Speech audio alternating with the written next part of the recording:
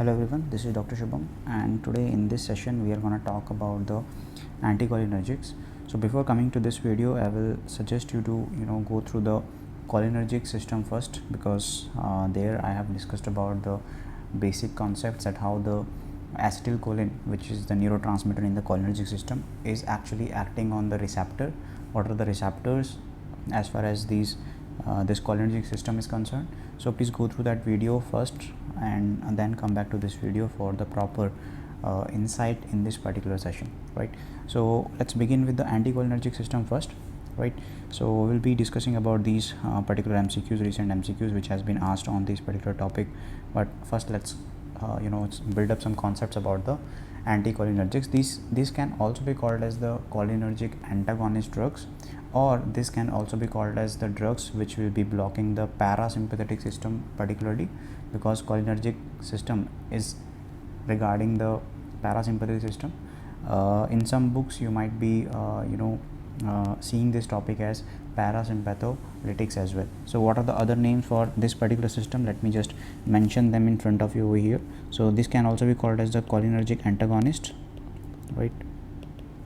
Cholinergic antagonists. This can also be called as the anticholinergics, which you can see in front of you right now. This can also be called as the parasympatholytics or parasympatholytics, right? Whatever you want to call that as. So these are some other names for this particular system, right, or these particular drugs. So anticholinergics is very straightforward topic. You just need to remember some of the drugs over here and you are good to go with the understanding of the anticholinergics, and you can solve as many as MCQs as you can over here. So in this system, basically anticholinergic means we will be talking about those drugs which will be blocking the receptors. Which receptors? Cholinergic receptors.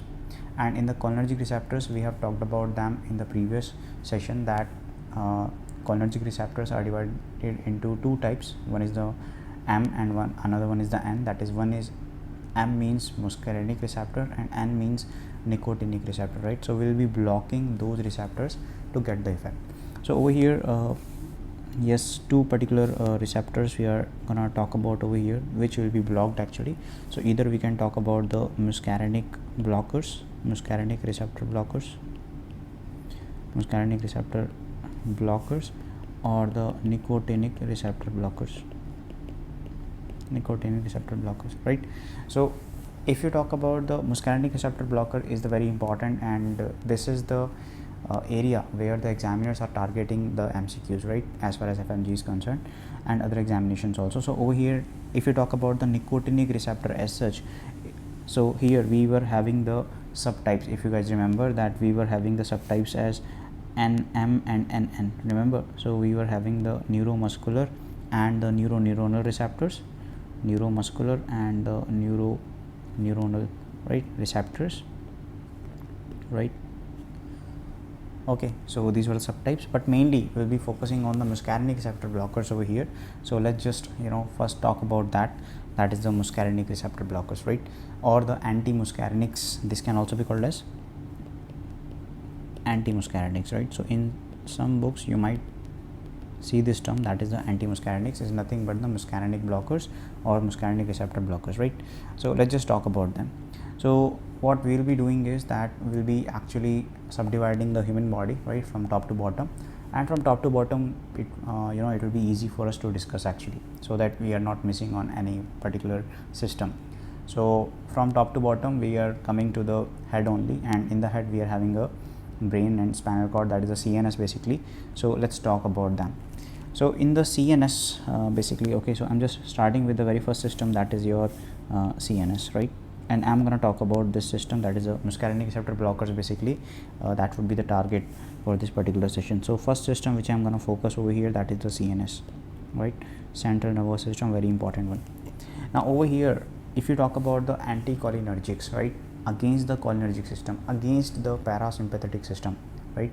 So in the previous session we have talked about the effects of the parasympathetic system or the effects of the cholinergic system, right? If you guys remember, in the several systems we have talked about that. For example, in the CNS I told you that M1 receptor is present over there, and you can stimulate that and can increase the cognition over there, right? So I told you over there that one drug I told you that was taclifencin, okay, that we were using in the Alzheimer's disease patient. But over here I'm gonna talk about the CNS again, and I'm saying that we are going to use the muscarinic antagonist. So which drug I'm going to use about the muscarinic antagonist? What will be the effect over here in the CNS? It will be the M1 blocker. Very simple. It will be what? It will be the M1 blocker, right? So over here what I'm doing that in the CNS, by the way, M1, M2, M3, M4, M5, okay, all these receptors might be present in the CNS, right? So let's just not be very specific that it would be M1 or M2 or M3. Okay, drugs are not that selective as well. So if I talk about over here, sometimes I ask you that what is the drug which can be used in the narco analysis, for the purpose of narco analysis. So over here the answer is the scopolamine. Now we'll talk about the scopolamine as well in further session, but let me just say, if the anticholinergic drug will be acting on the CNS, what will be the effect? Effect will be very simple. It will be just opposite to the cholinergic system. Whatever effect I will be talking about in the several systems in the body, it will be just opposite to the cholinergic system, which we have discussed in the earlier class, right? So in the CNS it would be decreasing the cognition, right? In the CNS it would be decreasing the cognition basically, right? Decreasing the cognition. So where we can use it particularly, for example, I told you just now that scopolamine we are using over here. Scopolamine is the anticholinergic which we are using over here. It is acting as a truth serum, that's why it is used for narco analysis, right? Narco analysis for the testing of some criminals, right? Testing of the criminals, that's why it is also called as the truth serum. That's why it is also called as the truth serum. Clear? So that is the purpose of using the scopolamine in the patients, in the criminals basically, okay? That is the purpose of using in the narco analysis. It will be acting in the CNS and it will be decreasing the cognition of the particular patient, for example criminal in this case, and the chances of speaking the truth will be increasing eventually in this particular patient, right? If they will be asking you that what would be the drug of choice in this case, then drug of choice in this particular scenario would be the sodium thiopentone, right? Sodium thiopentone. Next case, let's go to the next system over here. After the CNS, we are moving on to the beautiful organ, that is the eyes. So let's talk about the eyes as well over here, right? In the eyes, if we talk about, we are having special particular system, that is the pupil, right? Or I will say that the part of an eye which will be focusing over here, that is the pupil. And in the pupil, and second one is the accommodation. So pupil over here we are going to talk about, if you talk about the pupil, then we can say either it could be dilated, either it could be constricted, or I would say that either the pupil can undergo mydriasis, that is the pupillar dilation, either the pupil can undergo meiosis, that is the pupillar constriction. So let's talk about that one by one. So in the eyes we are going to discuss over two things over here. One is the pupil, right? One is the pupil, and second one is the accommodation property, right?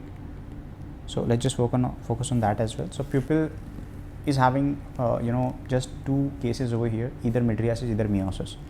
I told you, if you remember in the last class, that if the cholinergic drug will be acting on the pupil, for example, if you talk about the pilocarpine, which I told you that it was a drug of choice in the angle closure glaucoma or the narrow angle glaucoma, pilocarpine was doing the meiosis, that was pupilloconstriction, right?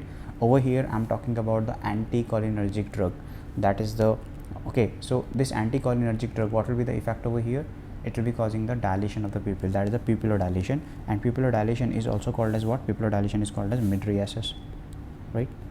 So it is very simple. You just need to remember the cholinergic effects, and if you will be just thinking about the opposite of those effects particularly, you will automatically remember the cholinergic effects.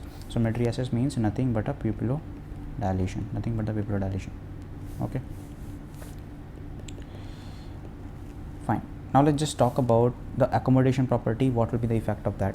In the accommodation, what is the accommodation? Accommodation is the power of your eyes to focus on one object. For example, at the same time you can't focus on two objects, right? If you are seeing the wall in front of you, and if you will bring your pen in front of your eyes, you will be able to focus on that pen, either you will be able to focus on the wall behind that, right? So that is the property, okay, and that's how you accommodate your vision, that which one you need to focus upon. So that is the property of accommodation. So over here, what will happen if you will be using the anticholinergic drug?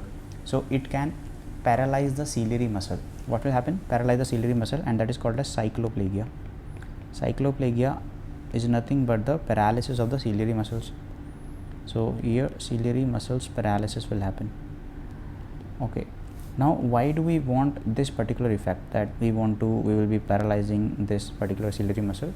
Because if you will go to some ophthalmologist, okay, they will be putting some eye drop in your eyes. Basically, if you want to just undergone the process of this refractive error testing, so over there they want to dilate the pupil, and they want to just give the effect of cycloplegia, so that they can just test your vision over there. So for that purpose we are using this particular anticholinergics.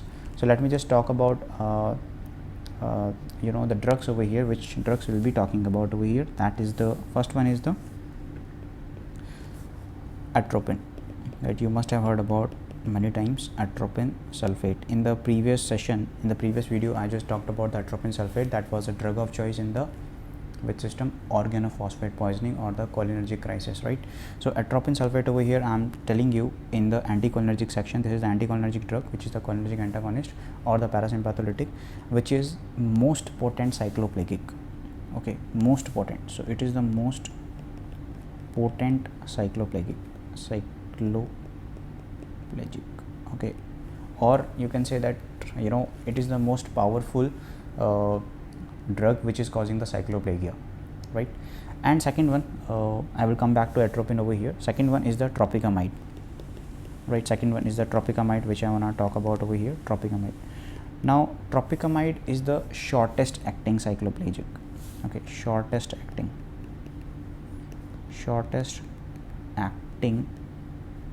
cycloplegic, right?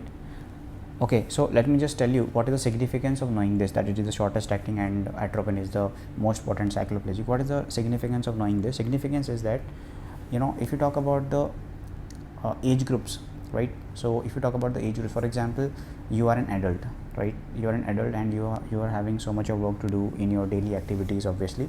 So when you will be visiting the ophthalmologist for checkup of your eyes, for example, you were just having the headache and you visited the ophthalmologist for making sure that either you have some refractive error in your eyes or something like that. So you went to the ophthalmologist, right? The ophthalmologist will put some eye drop, will instill some eye drop in your eyes. What is that particular eye drop? Is nothing but the anticholinergic. Now which anticholinergic, if the ophthalmologist has to put in your eyes and you are an adult right now, which anticholinergics which he will be choosing? How to choose that? Either he will be choosing atropine sulphate, or he will be choosing tropicamide, or he will be choosing some other drug. So how to choose that? So let me tell you over here that he will be choosing the tropicamide if you are an adult over here. Why is it so? Because it is having the shortest acting cycloplegic. Now the theory behind it is that why he will be choosing the shortest acting cycloplegic. That could be the question rising in your mind now. So he will be choosing the shortest acting over here because you will be having other works also, like you will be visiting the ophthalmologist, right? And in just half an hour or 15-20 minutes, depends on the time, depends on patient over there, patient load on the ophthalmologist. You will be just having 1 hour, you will be just visiting the ophthalmologist just for an hour or so, and he will be giving you some kind of number, okay, for your eyes if you will be having. So but after that, what? After that you will be going back to the home and or going back to the work or something like that. But as I said, he chose tropicamide. Ophthalmologist chose tropicamide for causing the cycloplegia in your eyes. Why he chose that? Because it is the shortest acting. So it will be causing the paralysis of your accommodation for shorter period. Okay, so in this case it will be causing the cycloplegia for around just 3 to 4 hours. 3 to 4 hours, and after that you will be having clear vision. For those initial 3-4 hours you will be having the blurring of vision because you will not be able to accommodate your vision. But after the 3-4 hours you will be able to accommodate your vision clearly, right, and you can see the objects clearly. So that's why you will not be having much problem while doing your daily activities. Otherwise, if you will be putting the atropine sulphate in your eyes, then what will happen?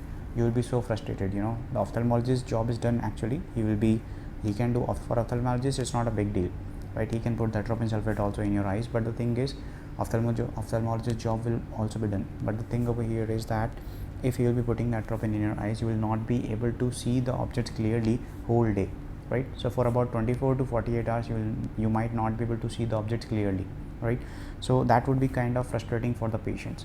So that's why for the adult, if the adult person will be visiting the ophthalmologist, he will be choosing the Tropicamide as as a pupillodilator or as a cycloplegic. And for if the pediatric age group will be visiting the ophthalmologist, for example a 4-year-old boy, okay, or a 5-year-old girl, she visited the ophthalmologist for the examination of her eyes. So which cycloplegic to choose now as an ophthalmologist over here? Then I will be choosing the atropine sulphate.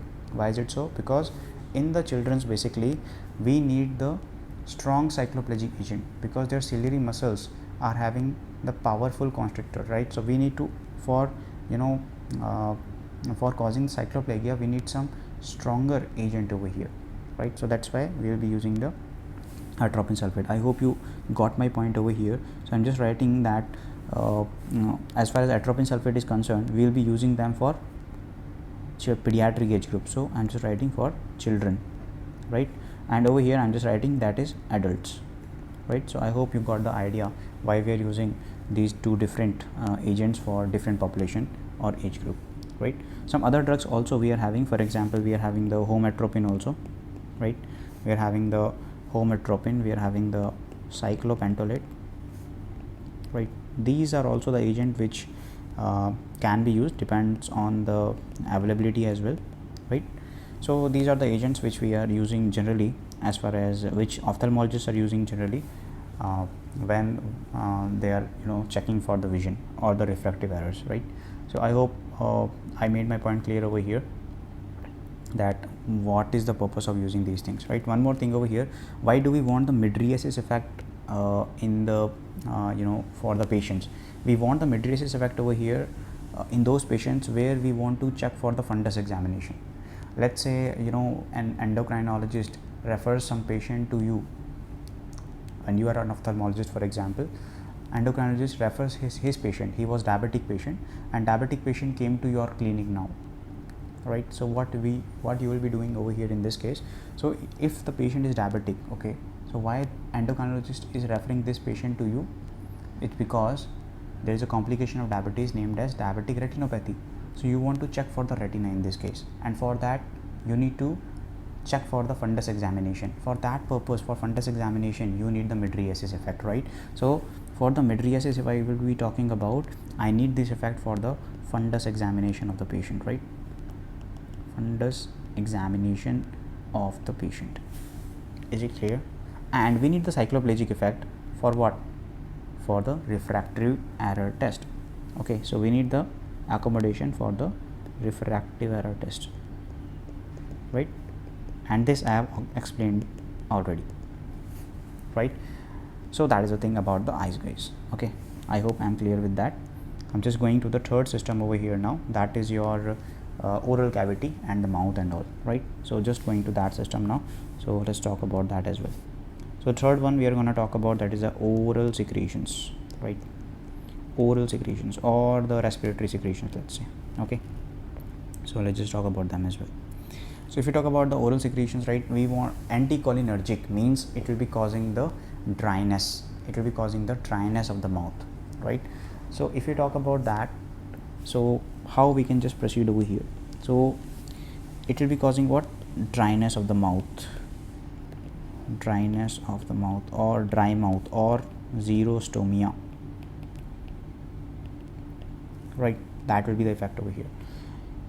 Now if you talk about the respiratory secretions, right, it will be decreasing those secretions as well. So for what purpose we can use these drugs? For example, they can be used just before the any kind of surgical procedure, right? So these can be used as pre-anesthetic medications.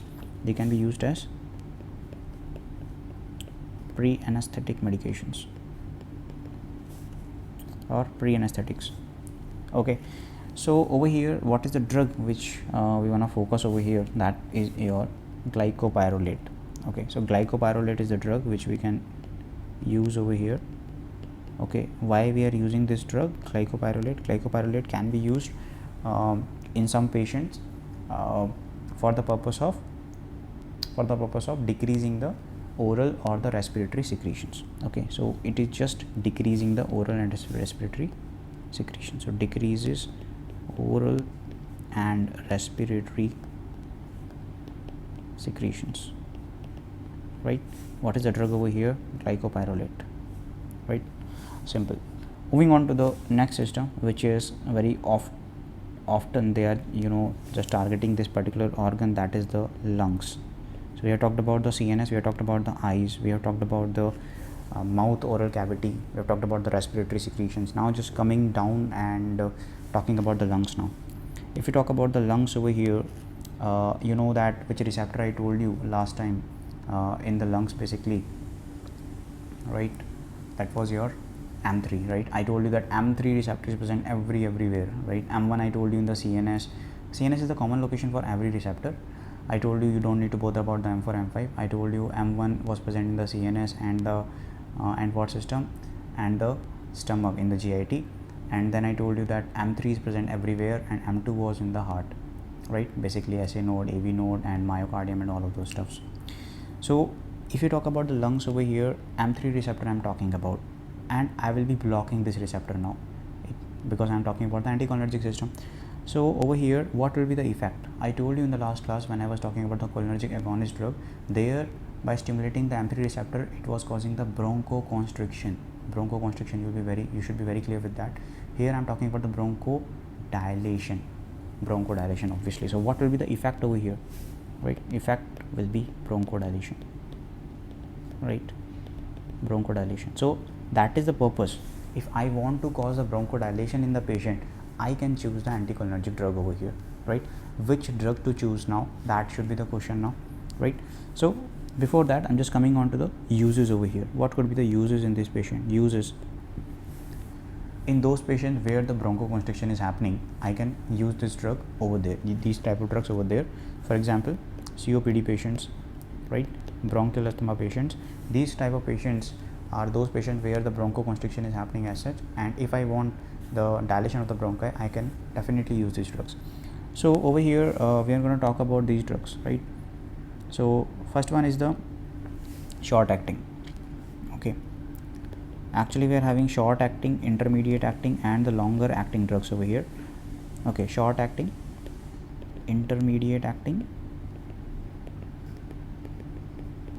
right? Intermediate acting and long acting, right? If you talk about the short acting drugs, short acting drug is your very famous one, that is the Eprotropium. Okay, so Eprotropium is your short acting drug. If it is short acting, I need to repeat this drug several times, right? For example, we are giving this drug 4 times a day or 3 times a day in a patient to get the suitable effect in the patient. And if you talk about the intermediate effect now, intermediate acting drug, so here we need what? Here we are having the drugs such as Oxytropium, right? Oxytropium, and then we can use the glycopyrrolate again, right? Glycopyrrolate. Okay, if you talk about the longer acting drugs, then we are choosing the one of the form of the Eprotropium only, but it is a longer acting, that is the Tiotropium, right? Tiotropium, right? We are using that very commonly as a drug. Okay, it can be used just once a day, OD you can give, and because it is having longer effect, the patient will be, it is good for you as well and it's good for the patient as well, right? Because he needs to take just once. So these are the drugs which can be used for the COPD patients and all of those things. If somebody is asking you what is the drug of choice among all of these drugs, what is the drug of choice as far as your COPD patients are concerned or bronchial asthma patient is concerned, so in that case you need to answer that Tiotropium, because it is a longer acting drug and suitable for the patient, because it just needs the doses of like OD, like once a day you can give, and that's it. So that's why Tiotropium is the drug of choice over here, right? So that is the thing over here. Now once we have talked about this one, now let me just talk about other system, that is your coming downward, that is your heart. After the lungs we can just talk about the heart as well, right? Before that, what could be the side effect over here? Side effect will be very common, that is the anticholinergic side effect you will be seeing over here. Just think opposite to the effect of the cholinergic system, and you will be easily getting that side effects. For example, you can get the dry mouth in the patient, urinary retention in the patient, right, and constipation in the patient. These could be the side effects. We'll be just summarizing the side effect of cholinergic and the anticholinergic system in the last of this video, right? Okay, fine. Just moving on to the heart now. Let's move on to the next system over here, that is the heart. After the lungs we are moving on to the heart. So if you talk about the heart over here, which muscarinic receptor is present over there? Yes, it was the M2 receptor, which I told you in the last class as well. And over there I just talked about that what was the effect. It was causing cholinergic effect. It was causing the bradycardia. Here I am talking about anticholinergic system, so it will be causing what? It will be causing the tachycardia. Right? So effect should be very, very clear in your mind, that for what purpose we are going to use the drug. If you don't know the effect, then there is no use of discussing that drug particularly. So tachycardia would be the effect for what we are focusing these drugs. Now as we know that M2 receptor was present in the SA node and all of those things, right? So for example, I told you over there that it was present in the SA node, right? M2 was present in the SA node, M2 was present in the AV node, right? So and it was present in the myocardium as well. So what it is doing basically over there? It is nothing but, if it will be focusing on the SA node, it will be increasing the heart rate of the patient. If I am talking about AV node, it would be actually increasing the conduction of the patient. And if you talk about the for example myocardium, it will be increasing the contractility. It will be increasing the contractility of the patient, contractility of the heart basically, right? So for what purpose I can use these drugs? For those purpose where the patient is having the bradycardia. So I want to increase the heart rate or the contractility power and all of those things. So the drug which we are using over here basically, again guys, atropine sulphate. So atropine is the very important drug in the anticholinergic system, right? So atropine is like a center for the anticholinergic system over here. So atropine is drug of choice. For the bradyarrhythmias. Atropine is the drug of choice for the bradyarrhythmias, right? Which bradyarrhythmias? For example, sinus bradycardia, sinus arrest, these kind of arrhythmias, we can use that. Okay, it is also the drug of choice for the AV blocks, atrioventricular blocks, right? Over there the person will be having the bradycardia, severe bradycardia. We want to increase the heart rate over there. Atropine would be the drug of choice in those cases, right? So that is the thing. If you have worked in the hospital settings, you might have seen this drug used here and there for the patients in the ICU and the emergency department, and the cardiology, cath lab and all. So let's just talk about the another system. Moving downwards now, CNS we have talked about, eyes we have talked about the oral and the respiratory secretions. Glycopyrrolate was a drug over there. Then we have talked about the lungs, we have talked about the heart. Now I'm coming downwards. I'm talking about the next system now, sixth one, that is your GIT or GI tract, right? So let's just talk about the GIT as well, and as we are talking about other systems also. So GIT, in the GIT we are having two things. If you talk about the previous session where I have talked about the cholinergic system, I've told you over there that M1 receptor was present over there in the GI tract. Okay, either there could be decrease in the secretion. If I talk about the cholinergic system, it was increasing, right? Here I am talking about anticholinergic system, so it will be decreasing. So there the secretions were increasing, here the secretions are decreasing over here. So what will be the effect over here? Secretions will be decreasing, right? So secretions will be decreasing. Contractility of the bowels will also be decreasing.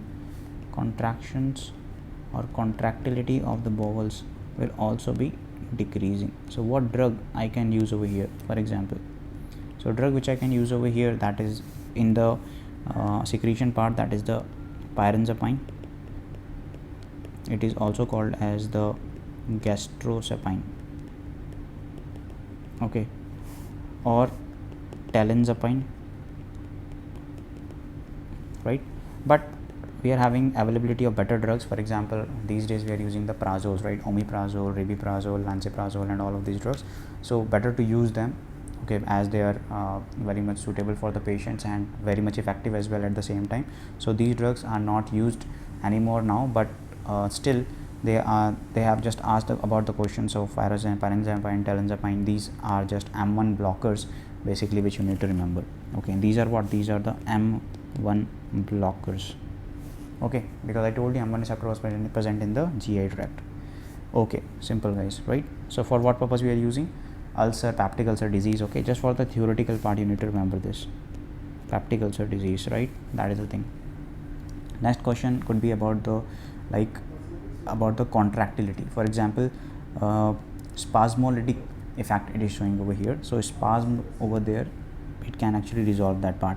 So for example, the patient is complaining about the pain in the stomach, pain in the abdomen over there, constricting pain is there, patient is talking about this kind of pain, then you can use this drug.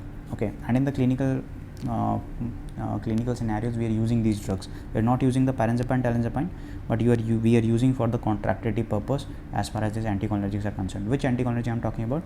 So over here I am talking about the antispasmodic effect, antispasmodic effect, or spasmolytic effect, spasmolytic effect. So they are antispasmodic or antispasmolytic. Okay, so let's just talk about them, which drug I'm talking about over here. So drugs over here are such as dicyclomine, okay, dicyclomine for example, right, or glycopyrrolate can be used, or scopolamine can be used, right? That is also called as hyoscine, right? Now scopolamine or hyoscine, this is also antiemetic guys, this is also antiemetic. Emesis means vomiting, right? This is also the antiemetic, right? So if I'm talking about antiemetic over here, right, means it will be stopping the vomiting, right? But if the patient is having vomiting in front of you, right, let's say, you can't use this drug. Actually it will be working as antiemetic, but as a prophylaxis. For example, some patient who is having motion sickness, right, and he plans a journey, he's planning a journey after 2 days, or let's say tomorrow or day after tomorrow. So before 5 to 6 hours of the journey, the patient can take this scopolamine, okay, and it is coming as a transdermal patch. Okay, it is coming as a transdermal patch. So the patient can actually apply this transdermal patch on the mastoid process behind the pinna of the ear, and this person, okay, so this drug will be actually getting absorbed from there into the blood circulation gradually, and then the patient will not be having the experience of the motion sickness after taking this. But this is used as a prophylaxis for the motion sickness. So if they will be asking you the drug of choice for the motion sickness, the drug of choice for the prophylaxis of the motion sickness rather, then your answer should be this, that is the scopolamine or hyoscine. So over here, what is the question? Question comes like, for example, drug of choice for motion sickness or prophylaxis of motion sickness, then your answer should be what? Your answer should be the scopolamine or hyoscine per se, right? So I think there is no doubt in that. Okay, so they should be very, very clear. And at what time you will be applying this? You will be applying this at around 4 to 6 hours prior to the journey, right?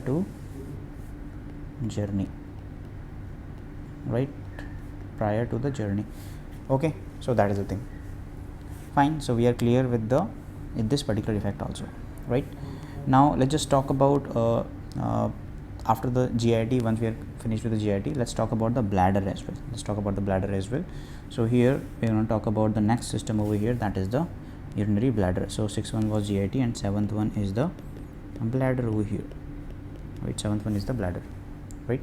So let's just talk about that over here. So if you talk about the bladder here, let me just talk about one diagram over here so that you can easily understand about the bladder anatomy first, and then we can discuss accordingly, right? Okay, meanwhile let me just paste these two images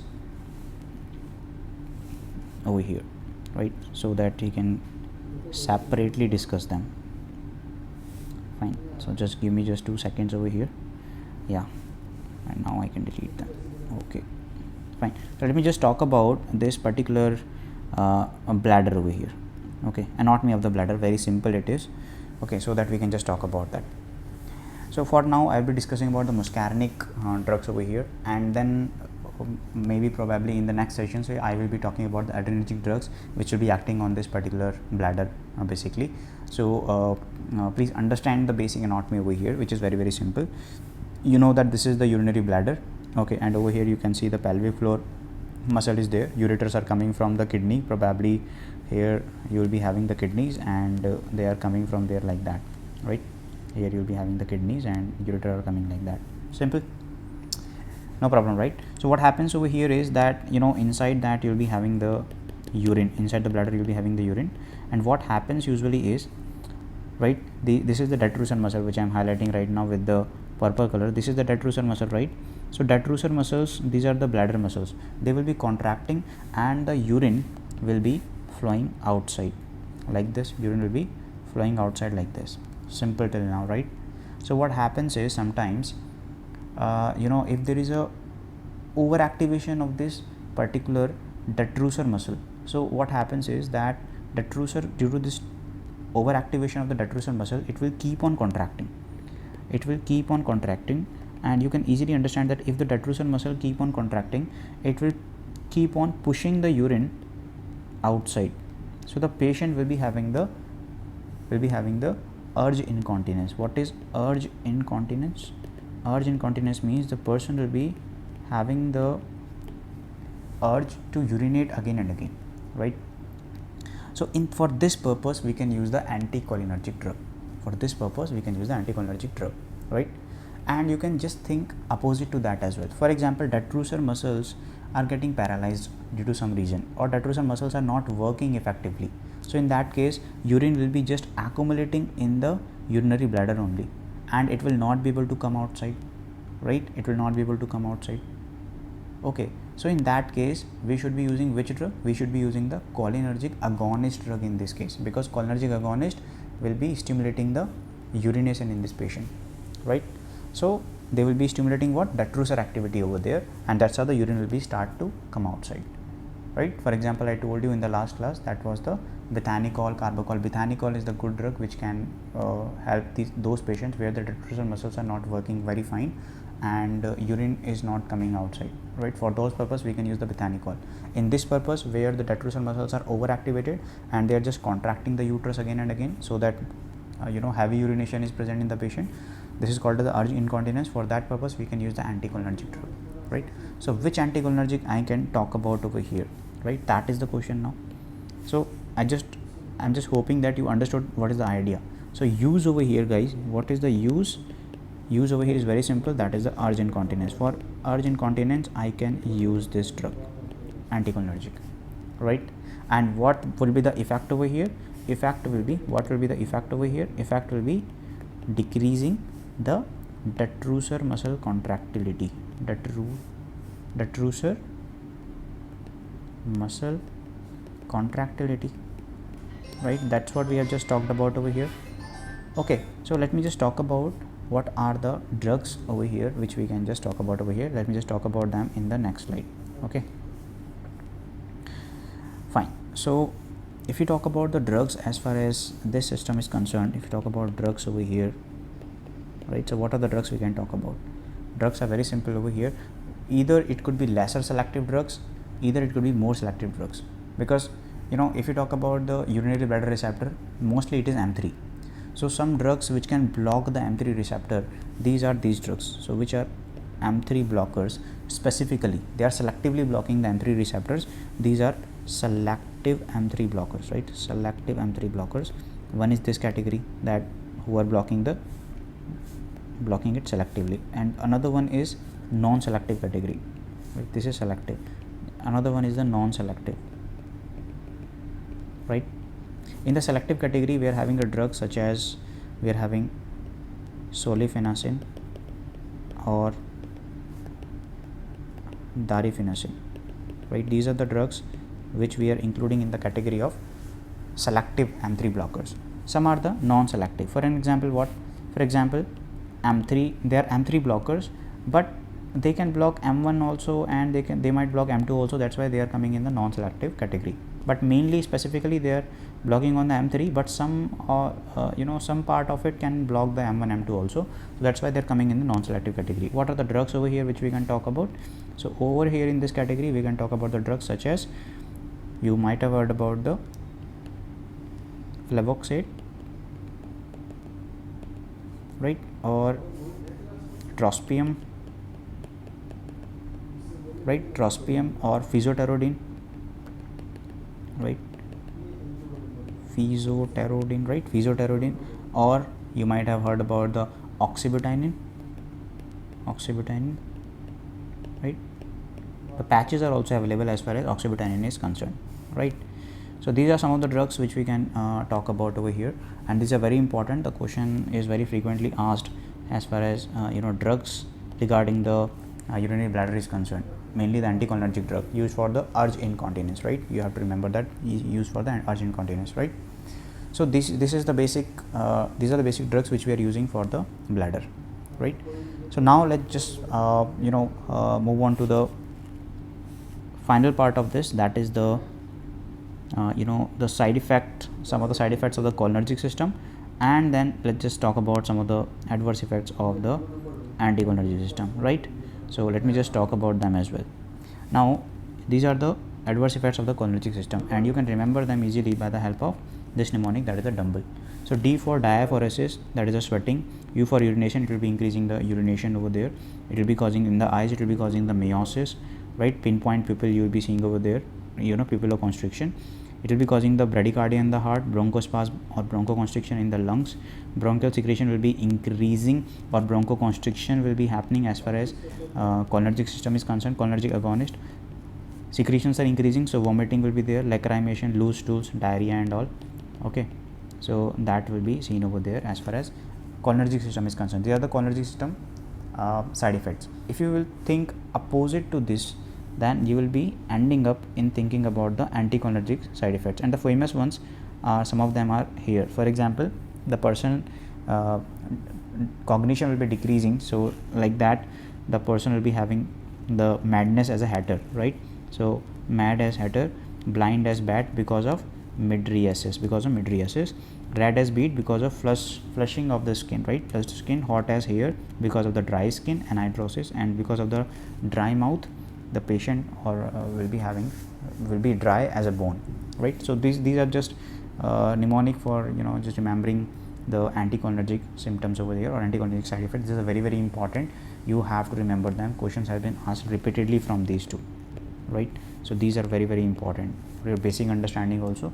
First of all, try to understand them from the basics, and then you might take the help of these mnemonics, right?